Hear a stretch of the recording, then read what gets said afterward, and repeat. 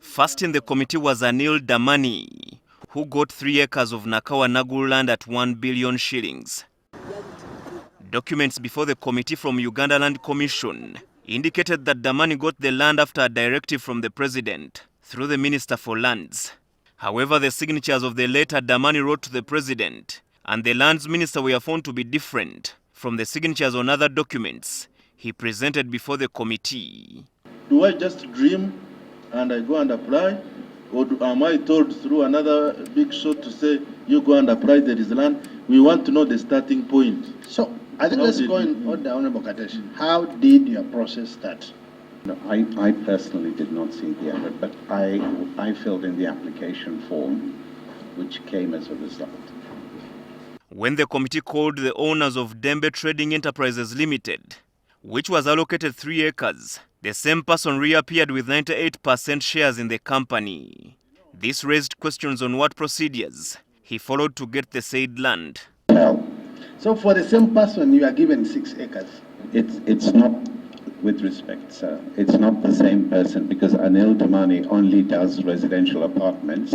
I have my own TIN number, my own file. I pay my own taxes. I have... Dembe is a much bigger company. Surprisingly, Damani's lawyer Ronald Simunya holds 40% shares in another company, Dominion Partners Limited, which was awarded an acre. Do you realize, members, that there are only 3 lawyers here for everyone? Another 40% shares in this company are in the names of Haruna Sebagala, a son of the former mayor of Kampala, the late Nasantege Sebagala. And I followed it up and I verified that indeed there was land available, and I started the process of application as was listed on the notice board. Despite the president demanding for due diligence to be carried out on the financial capacity of these companies, some have been found wanting.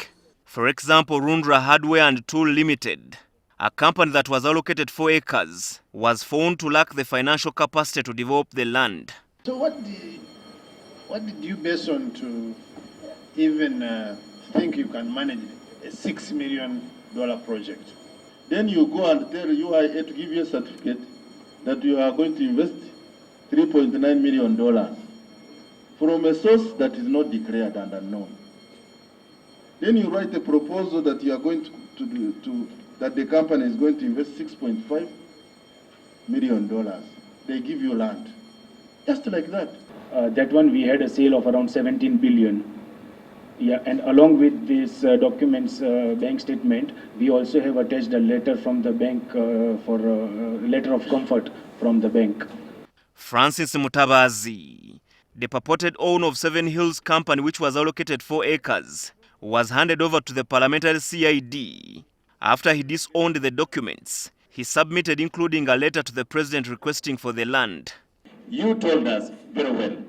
You wrote this letter. Or this letter was written. It was signed on your behalf. Was that correct?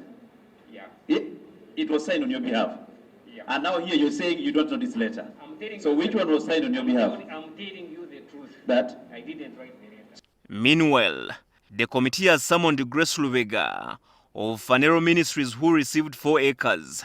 Lubega, who skipped today's proceedings, told the committee through his lawyers that he was busy with a church service.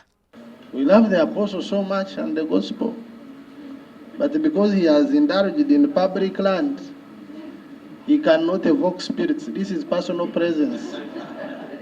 Most of these companies had their land titles processed in a single day.